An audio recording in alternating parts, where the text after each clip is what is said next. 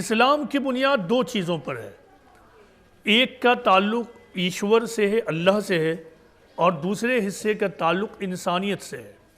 ایشور اور اللہ کے بارے میں جو اسلام کی تعلیم ہے وہ توحید کی تعلیم ہے. وہ کیا ہے کہ تمام برہمانڈ کا جو کریٹر، سسٹینر، خالق، مالک، رب صرف اور صرف ایک ہے، جسے عربی میں اللہ اور بھارت میں سنسکرت میں ایشور کا شبد استعمال ہوتا ہے. ہم اللہ کہتے ہیں. تو ایک اللہ ہے، یعنی ایک ایشور واد کا کانسیپٹ اسلام میں ہے. وہ ایشور جسے ہم دیکھ نہیں پا رہے ہیں. یہی ہمارا امتحان ہے کہ اندیکھے خدا پر ہم یقین کریں، اس کو محسوس کر کے اس پر ایمان لائیں. تو یہ اسلام کا خدا کے بارے میں تصور ہے، ایشور کے بارے میں تصور ہے کہ ایشور صرف ایک ہے، وہی پوجنیہ ہے، وہی معبود ہے، اسی کی ہمیں عبادت کرنی ہے، پرستش کرنی ہے، اسی سے مانگنا ہے جو کچھ مانگنا ہے. اسلام کی جو تعلیم دوسری تعلیم سماج کے بارے میں، یہ دوسری تعلیم دراصل انسانیت پر آدھارت ہے، ہیومنیٹی پر آدھارت ہے. اب میں اسلام کی اسی شکچھا پر بات چیت کروں گا. دیکھیں، ایک انسان کا خدا سے تعلق کیسا ہے، یہ ہر انسان کا پرسنل میٹر ہوتا ہے، کیونکہ نہیں معلوم ہے کہ اس کے دل میں کیا معاملہ ہے خدا کے بارے میں. ہاں، اس کے باہر کی پریکٹس سے بھی یہ ظاہر ضرور ہوتا ہے، لیکن خدا سے جو تعلق کا معاملہ ہے، خدا سے جو سمبندھ کا معاملہ ہے، یہ ہر انسان کا تھوڑا پرسنل معاملہ ہوتا ہے. یہ خدا ہی سمجھ سکتا ہے کہ اس کا سمبندھ خود اس سے کیسا تھا. سماج اور انسان کے بارے میں اسلام کی جو تعلیم ہے اس کو سمجھیے. دیکھیے، اسلام انسانیت کی تعلیم دیتا ہے. اسلام یہ کہتا ہے کہ یا ایھا الناس اتقوا ربکم الذی خلقکم من نفس واحدہ وخلق منہا زوجہا وبث منہما رجالا کثیرا ونساء. یعنی اے لوگو، ہم نے تم کو صرف ایک جان سے پیدا کیا، اور اسی ایک جان سے ایک مرد اور عورت پیدا کیا، اور اس ایک مرد اور عورت سے بہت سارے انسان کو پیدا کر دیا. قرآن کی اس ورس سے یہ معلوم ہوا کہ اس دنیا میں جتنے بھی لوگ ہیں سب دراصل ایک ہی ماں باپ کی اولاد ہیں. سب ایک ہی ماں باپ کی اولاد ہیں. قرآن یہ کہتا ہے کہ آپس میں تم ایک دوسرے کے ساتھ بھائی بہن کی طرح رہو، کیونکہ تم سب بایولوجیکلی بردرز اینڈ سسٹرز کی حیثیت رکھتے ہو. بس فرق یہ ہوگا کہ عقیدے اور فیتھ کے اعتبار سے مسلمان فیتھ والے بھائی ہوں گے، اور بایولوجیکلی تمام انسان آپس میں بھائی ہوں گے. انسانیت کے بارے میں اسلام کی جو دوسری تعلیم ہے وہ یہ ہے کہ وَلَقَدْ كَرَّمْنَا بَنِي آدَمَ وَحَمَلْنَاهُمْ فِي الْبَرِّ وَالْبَحْرِ وَرَزَقْنَاهُمْ مِنَ الطَّيِّبَاتِ الی آخری آیا. اللہ تعالیٰ یہ کہتے ہیں کہ ہم نے بنی آدم کو، یعنی آدم پہلے انسان اور انہی سے تمام اولاد پیدا ہوئی، تو آدم کی اولاد کو ہم نے عزت بخشی ہے، اس کو خشکی اور تری پر سوار کیا ہے، اس کو پاکیزہ رزق دیا ہے. قرآن کی اس تعلیم سے یہ معلوم ہوتا ہے کہ اللہ تعالیٰ نے ہر انسان کو عزت دی ہے. تو پھر کون ہوتا ہے جو دوسری کی عزت چھینے؟ اگر مسلمان یہ سمجھتے ہیں کہ ہم بہت زیادہ عزت والے ہیں تو یہ ان کا بھرم ہوگا کہ ہم زیادہ عزت والے اور دوسرے عزت والے نہیں، بلکہ ہر انسان عزت والے ہیں. اسی طرح کوئی دوسرا سمجھے کہ ہم زیادہ عزت والے ہیں، وہ زیادہ عزت والے نہیں، تو یہ اسلام کی تعلیم شکچھا نہیں ہے. اسلام کی شکچھا یہ ہے کہ ہر انسان کو خود اللہ نے عزت دی ہے. تو جب اللہ نے عزت دی ہے تو ہمیں چاہیے کہ ہم تمام لوگوں کے ساتھ عزت اور احترام کے ساتھ رہیں. ہم ہر انسان کو عزت والی نگاہ سے دیکھیں، خواہ وہ مسلمان ہو یا ہندو ہو یا سکھ ہو یا عیسائی ہو یا کوئی بھی ہو. ہر انسان ہے، اور انسان ہونے کے ناطے ہمارے اوپر یہ ذمہ داری ہے کہ سب کو ہم عزت کی نگاہ سے دیکھیں. ایک بار کا واقعہ ہے کہ پروفٹ محمد کے دو فالوورز سہل بن حنیف اور قیس بن سعد قادسیہ کے میدان میں بیٹھے ہوئے تھے. اس واقعے کو مسلمان بہت غور سے سنیں اور سمجھیں. واقعہ ہے کہ ایک بار سہل بن حنیف اور قیس بن سعد قادسیہ کے میدان میں بیٹھے ہوئے تھے۔ عین اس وقت وہاں سے ایک یہودی کا جنازہ گزرنے لگا، یہودی کا۔ وہ دونوں اس کو دیکھ کر کھڑے ہو گئے۔ ایک دوسرے شخص نے ان لوگوں سے کہا، جو تھوڑا سنکین اور نیرو مائنڈ کا آدمی تھا، اس نے کہا کہ آپ ایک غیر مسلم کے جنازے کو دیکھ کر کھڑے ہو رہے ہیں۔ تو ان دونوں نے کہا کہ ایک مرتبہ مدینہ میں ایسا ہی ہوا تو پروفٹ محمد کھڑے ہو گئے ایک یہودی کے جنازے کو دیکھ کر۔ لوگوں نے جب کہا پروفٹ محمد سے کہ یہ تو ایک یہودی کا جنازہ ہے، پروفٹ محمد نے جو جواب دیا اس کو غور سے سنیے۔ آپ نے کہا الیست نفسن، الیست نفسن، was he not a human being, کیا وہ انسان نہ تھا؟ کیا وہ انسان نہ تھا؟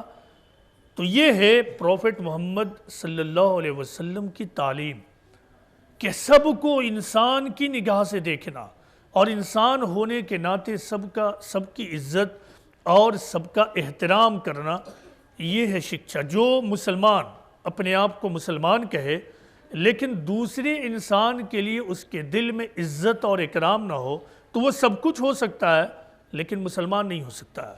اگر وہ مسلمان ہے تو اسے تمام انسان سے محبت کرنے والا بننا ہوگا۔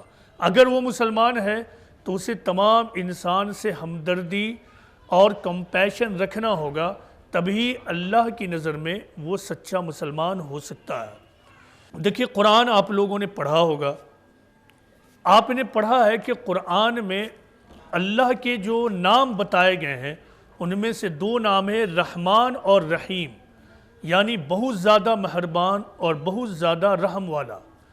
اسی طرح پروفٹ محمد کے بارے میں قرآن میں ہے کہ آپ رحمت للعالمین ہیں، یعنی سارے عالم کے لیے رحمت اور مرسی۔ اس کا مطلب کیا ہوا کہ مسلمان کو بھی اپنے اندر بہت زیادہ مہربانی اور رحم کا جذبہ پالنا ہوگا۔ مسلمان کو بھی تمام انسانیت کے لیے رحمت اور مرسی رکھنا ہوگا۔ حدیث میں ہے پروفٹ محمد صلی اللہ علیہ وسلم نے کہا کہ ارحموا من فی الارض یرحمکم من فی السماء، یعنی تم زمین والوں پر رحم کرو، آسمان والا تم پر رحم کرے گا۔ تم زمین والوں پر رحم کرو، آسمان والا تم پر رحم کرے گا۔ اگر کوئی مسلمان یا کوئی شخص یہ سمجھتا ہے کہ ہم زمین والوں کے لیے تو جلاد بنے رہیں، زمین والوں کے لیے ہم بالکل ڈھیٹ بنے رہیں، اور تب بھی اللہ اور ایشور میرے اوپر رحم کرے گا، یہ اس کی بھول ہے۔ حدیث میں تو یہ بات صاف طور سے لکھی ہے، پروفٹ محمد نے کہا کہ جو شخص دوسرے انسان پر رحم نہیں کرتا ہے اللہ اس پر رحم نہیں کرے گا۔ جو شخص دوسرے انسان پر رحم نہیں کرتا ہے اللہ اس پر رحم نہیں کرے گا۔ اسلام کی ایک تعلیم یہ ہے کہ انسان مسلمان ہمیشہ خدا کا شکر گزار رہے۔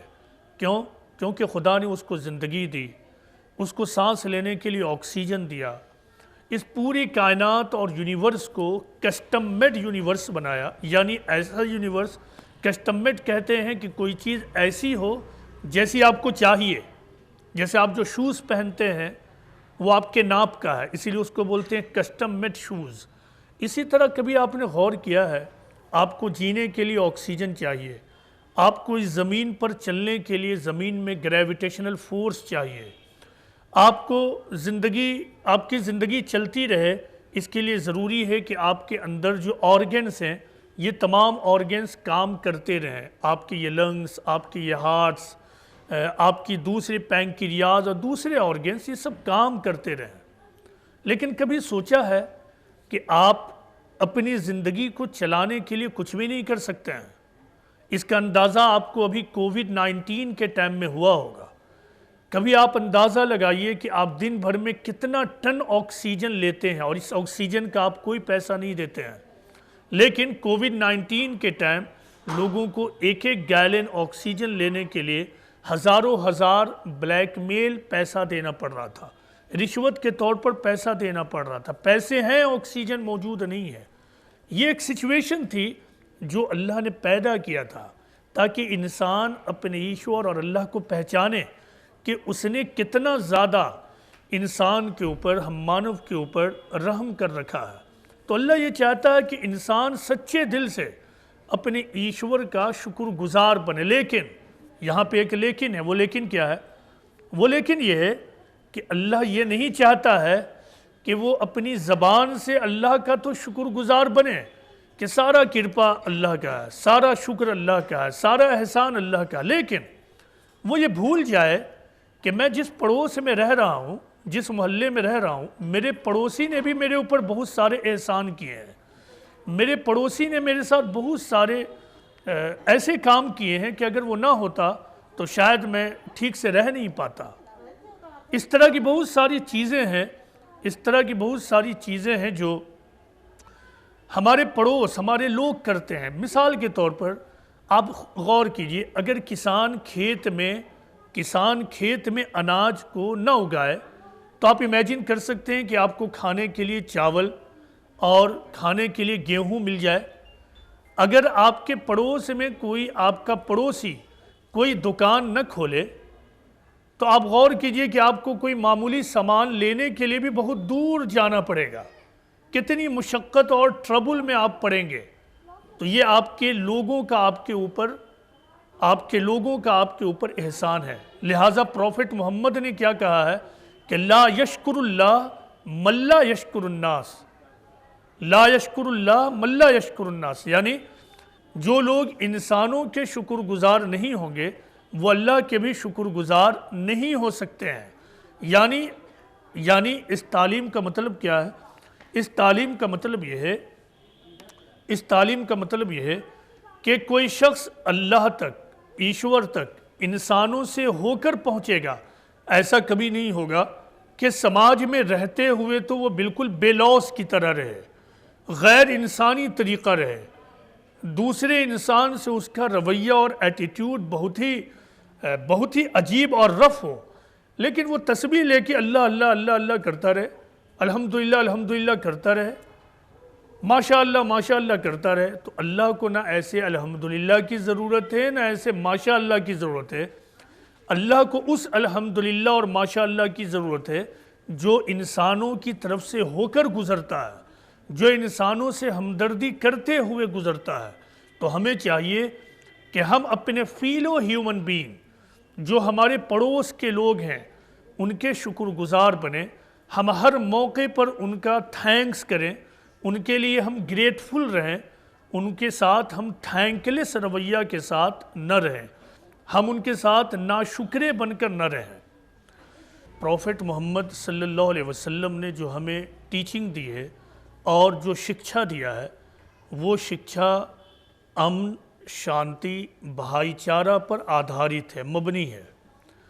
مسلمان وہی ہے اور سچا انسان وہی ہے جو سماج میں رہتے ہوئے شانتی پورن ڈھنگ سے، پرامن ڈھنگ سے، بھائی چارے کے جذبے کے ساتھ زندگی گزارے، اپنے جیون کو ویتت کرے۔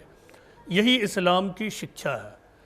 اسلام یہ چاہتا ہے کہ سماج میں رہتے ہوئے ایک انسان کے دل میں دوسرے انسان کے لیے اچھے جذبات پیدا ہوں، ایک انسان دوسرے انسان کے بارے میں ہمیشہ گڈ فیلنگز رکھے، وہ دوسروں کے بارے میں ہیٹریڈ یا پھر بیڈ تھاٹ کو اپنے سینے میں جگہ نہ دے۔ ایک بار کا واقعہ ہے، مدینہ میں ایک واقعہ ہوا۔ اس واقعے میں حضرت عائشہ رضی اللہ عنہا جو پروفٹ محمد کی وائف تھیں، ان کے بارے میں لوگوں نے جھوٹے پروپیگنڈے اڑا دیے۔ وہ بہت زیادہ انوسنٹ تھی، بہت زیادہ پوتر اور پاک باز خاتون تھی۔ تو میں اس کے ڈیٹیل میں نہیں جاؤں گا۔ اس کے بعد جو ہوا، جیسا کہ سماج میں ہوتا ہے کہ لوگ بغیر سوچے سمجھے تو میں اور وہ ایک پھسپھساہٹ شروع ہو جاتی ہے، تو یہ مدینہ میں بھی ہونے لگا۔ اس وقت قرآن میں ایک شکشا اور تعلیم آ گئی، ہر مرد اور ہر عورت اس کو سنیں، خاص کے جو مسلمان ہیں، جو کہتے ہیں کہ ہم اسلام کے ماننے والے ہیں، وہ سنیں۔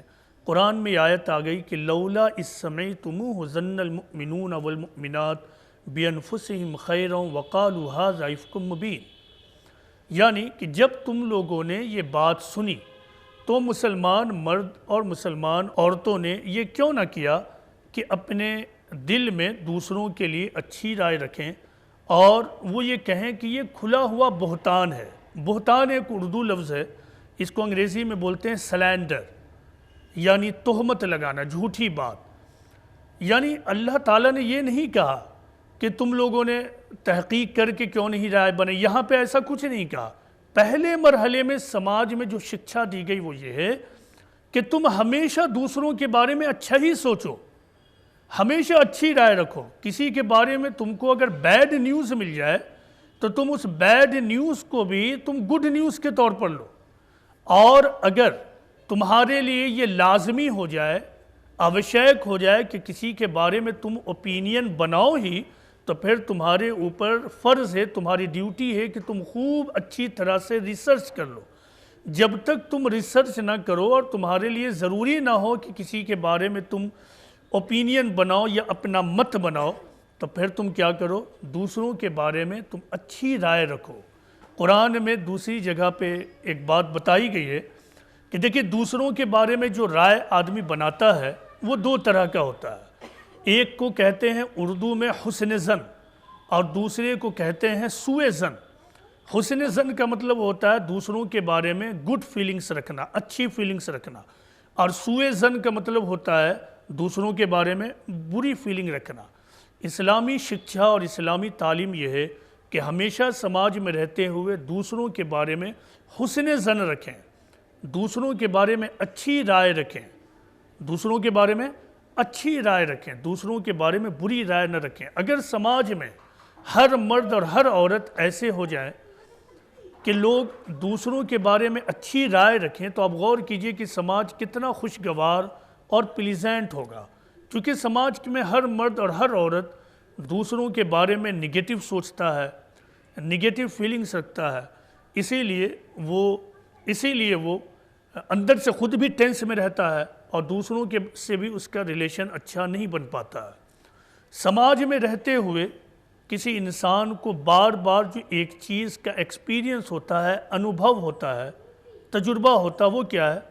اس کو نگیٹو ایکسپیرینسز ہوتے ہیں۔ بار بار اس کو ایسا محسوس ہوتا ہے کہ کوئی ہے جو مجھے غصہ دلا رہا ہے، واقعی کبھی کوئی غصہ دلاتا ہے، پرووک کرتا ہے۔ تو کیا ہر پرووکیشن کے موقع پر، ہر غصہ دلانے کے موقع پر آپ غصہ ہو جائیے گا؟ چاہے گھر ہو چاہے باہر ہو، اگر اس طرح کی کوئی زندگی گزارے تو پھر تو وہ ہمیشہ ٹینشن میں جیے گا۔ آج آپ ڈاکٹر صاحب کے پاس جائیے، اور آپ میں سے زیادہ تر لوگ، میرا اندازہ ہے کہ یہاں پڑھے لکھے اور سمجھدار لوگ بیٹھے ہیں، تو آپ کو یہ اندازہ ہوگا کہ موجودہ زمانے میں جو سب سے بڑی بیماریاں ہیں، معلوم کیا ہیں؟ وہ ہے اسٹریس، ٹینشن۔ یہ دو بڑی بیماریاں ہیں، اور یہ جڑ ہے دوسری بڑی بیماریوں کے لیے، یعنی جیسے ہارٹ اٹیک اور ڈائبٹیز۔ تو یہ اسٹریس اور ٹینشن کہاں سے پیدا ہوتا ہے؟ جب آدمی اپنی فیلنگز کو نگیٹو کرتا ہے، جب آدمی اپنے فیلنگز کو پازیٹیو نہیں رکھتا ہے، بات بات پر وہ غصہ ہو جائے۔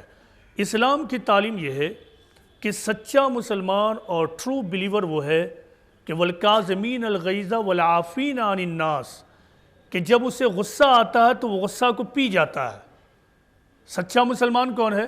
کہ جب اسے غصہ آئے تو غصہ کو پی جاتا ہے۔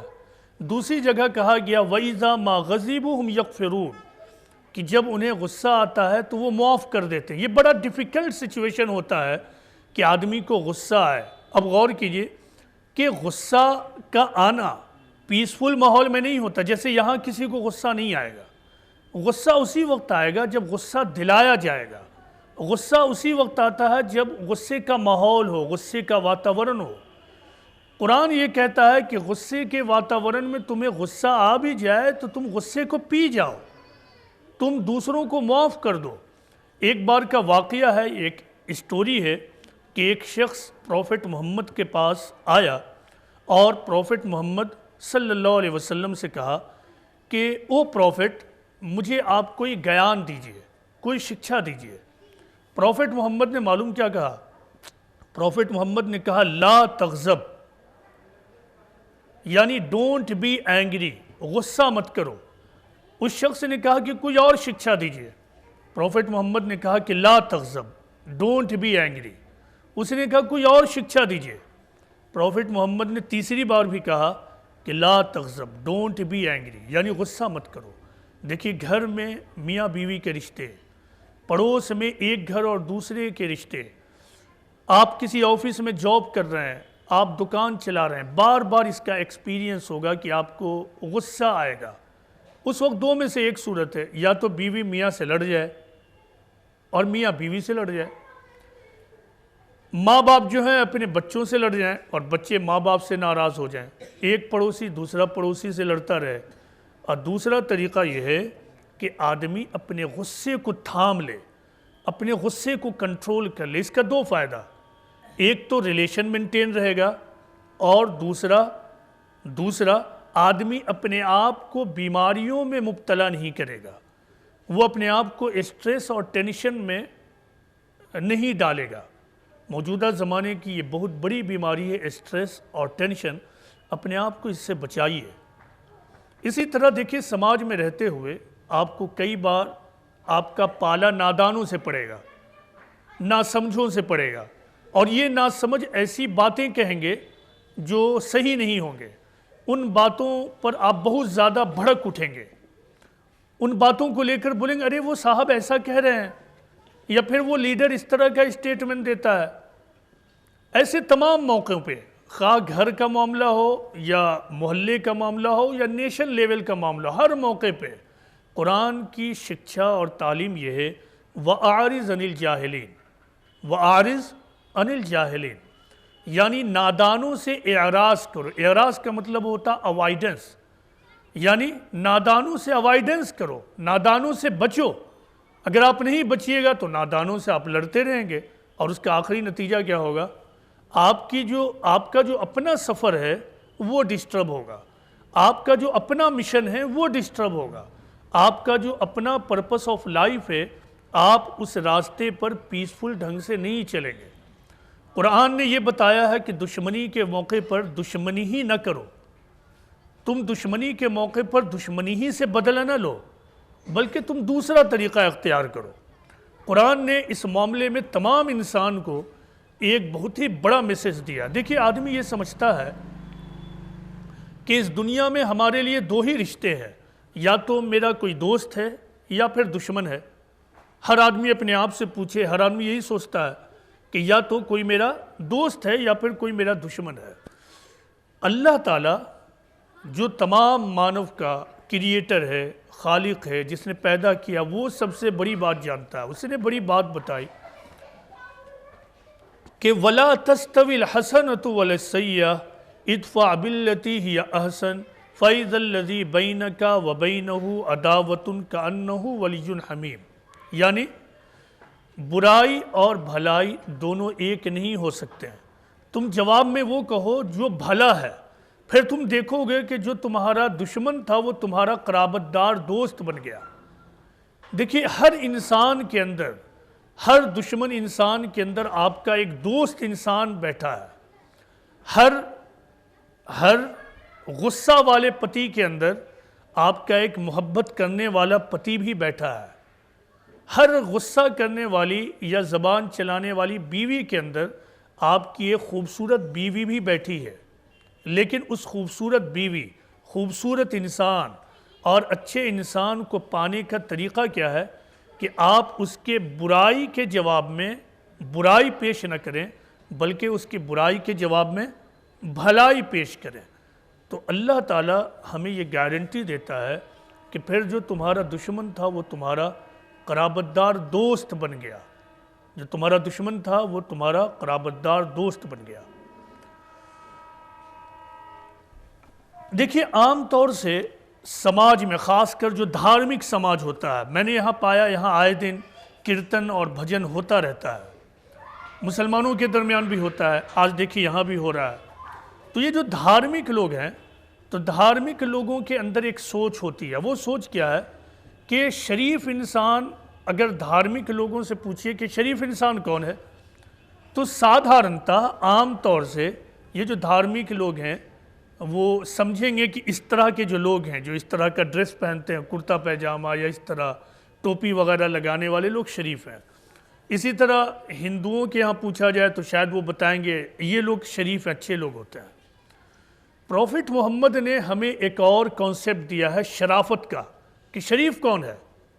شریف وہ لوگ نہیں ہیں جو اپنے حلیے کو بدل لیں، ایک خاص قسم کا ڈریس پہننے لگیں۔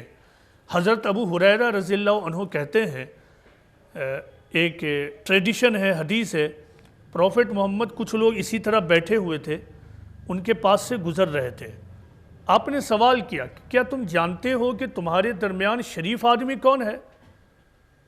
تو آپ کے جو ساتھی تھے صحابہ، تو انہوں نے کہا کہ او پروفٹ آپ ہی بتا دیجئے۔ پروفٹ محمد نے جو جواب دیا تمام دھارمک لوگ غور سے سن لیجئے۔ پروفٹ محمد نے جواب دیا کہ تم میں شریف اور نوبل پرسن وہ شخص ہے جس سے دوسروں کو خیر کی امید ہو۔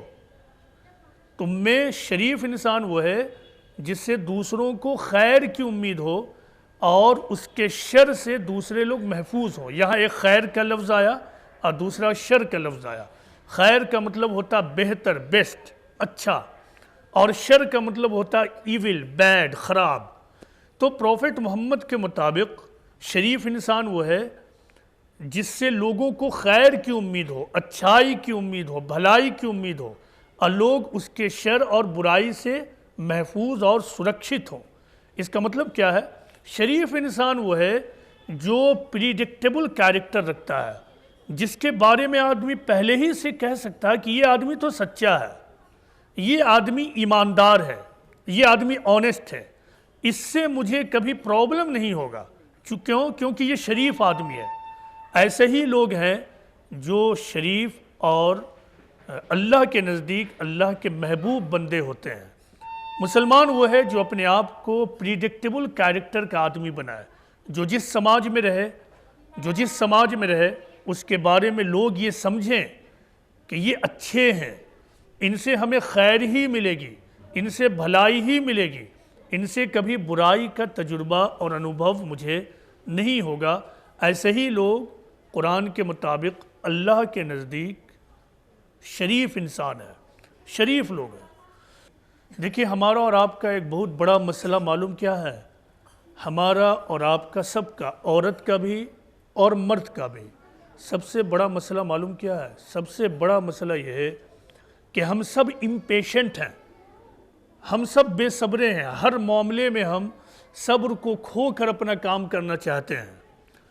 اسلام کی ایک سب سے بڑی شکشا یہ ہے کہ تم ہر حال میں صبر کرو، اور قرآن میں بار بار اور الگ الگ انداز میں کہا گیا ہے ان اللہ مع الصابرین، یعنی بلا شبہ انڈاؤٹیڈلی اللہ صبر کرنے والوں کے ساتھ ہوتا ہے۔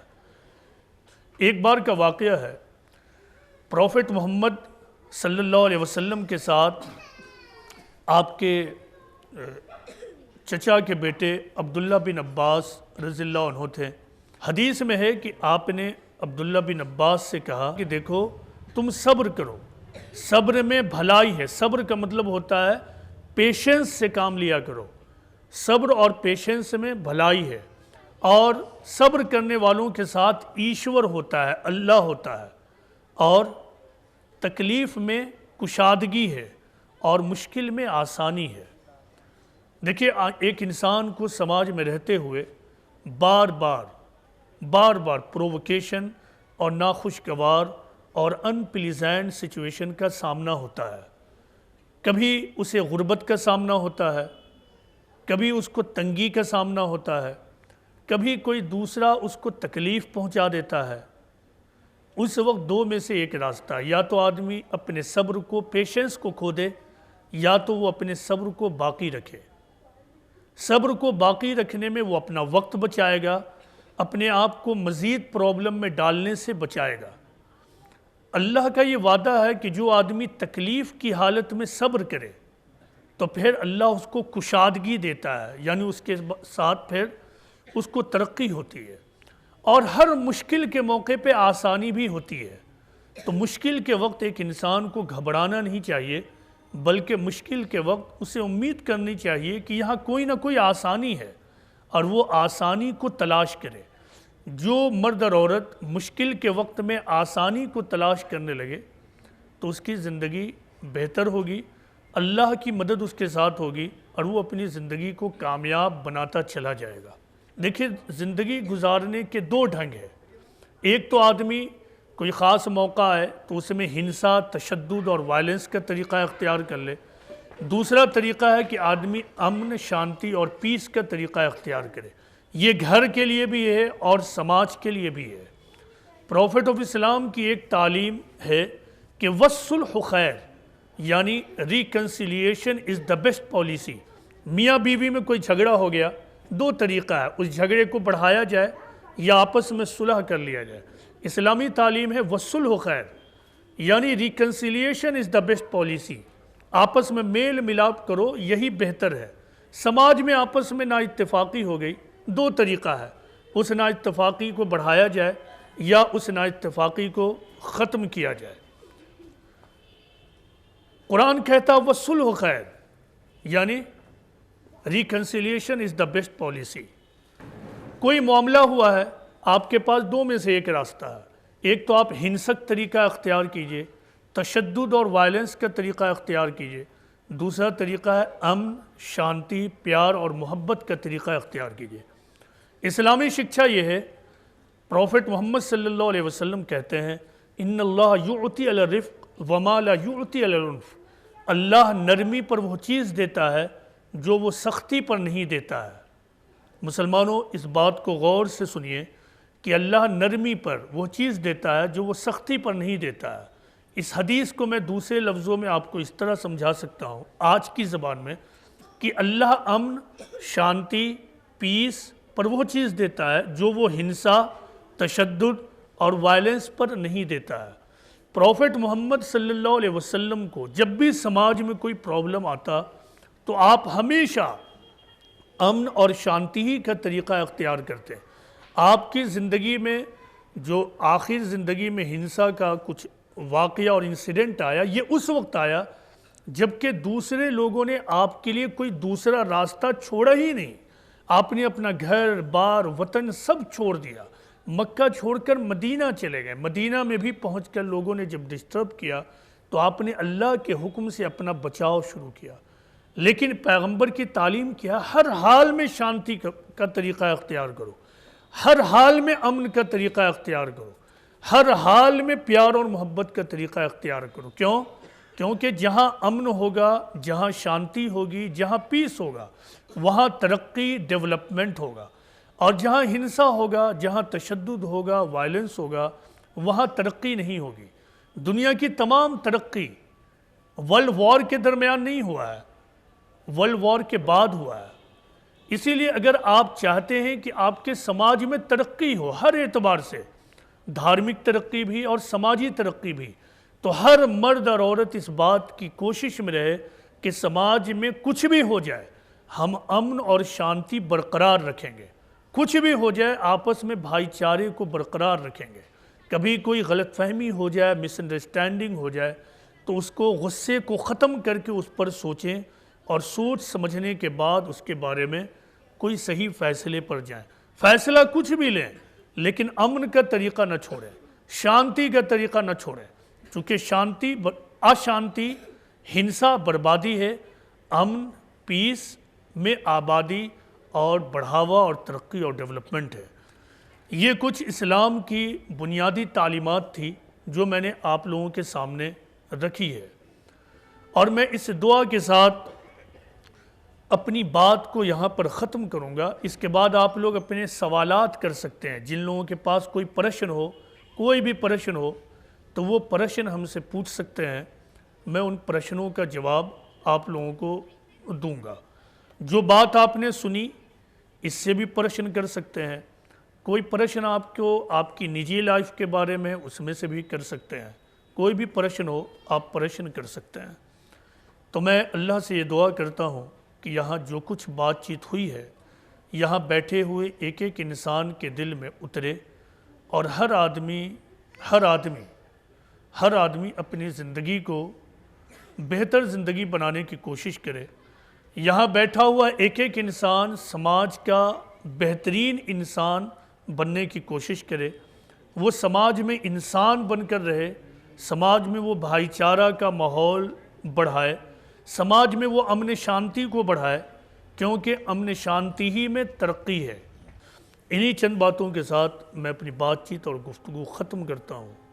وَمَا عَلَيْنَا إِلَّا الْبَلَاغُ الْمُبِينُ۔